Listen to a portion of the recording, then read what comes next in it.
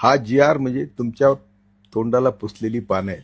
जिसकी जितनी संख्या भारी उसकी सत्ता में भागीदारी, हाच नियम लावला पाहिजे. आम्ही सगळे देशाचे मालक आहोत. हे देणारे कोण आहे? आमचे नोकर आहेत. की या एवढ्या मोठ्या आंदोलनातून आपल्याला मिळालं काय? जरांगे पाटलांचा बिचाराचा त्याग मोठा आहे, पण त्यांना मी रडून सांगितलं होतं फोन करून की तुम्ही हे बरोबर करत नाही. मराठ्यांचं अतोनात नुकसान होणार आहे, तुझ्या पण तब्येतीचं नुकसान होणार आहे.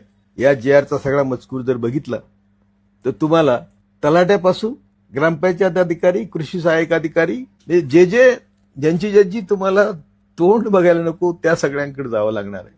आणि याच्यातून शेवटी कोर्ट आहे.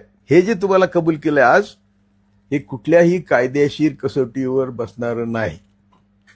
आणि त्यामुळे हा जी आर बघून मी तर हतबल झालो. ज्या ब्राह्मणवादी ताकदीने आम्हाला हजारो वर्ष पायदळी तुडवलं आणि आम्ही त्यांचंच तीर्थ घेतो, आणि त्यात मराठी फार पुढे आहेत.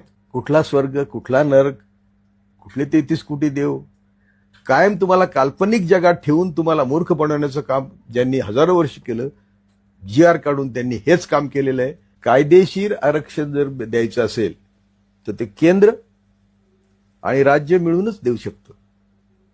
दोन्हींचे पॉवर असे आहेत की ते एकमेकाला सोडून होऊ शकत नाही.